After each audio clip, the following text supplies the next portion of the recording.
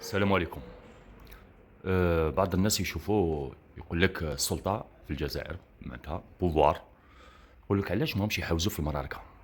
نسيو نربطوها مع الأخبار، عندها 5 أيام تاع اللي نشروها في جريدة الخبر والإكسبريسيون.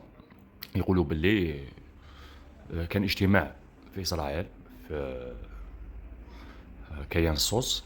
كان اجتماع بين الاستخبارات المغربية كي نقولوا المغربية الأقصى ولا مروك وفرنسا وإسرائيل الكيان. شكون اللي يقدر يكون عميل في هذه المجموعات الثلاث؟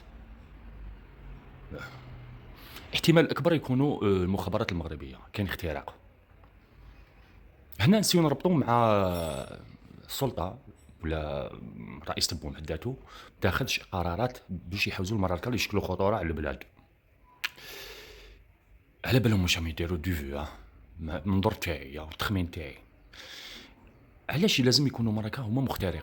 لان المروك كاين واحد المبدا الجزائر، كاين بعض المراريك الاحرار موالين للجزائر مام في المخابرات ضد التطبيع وضد الامر.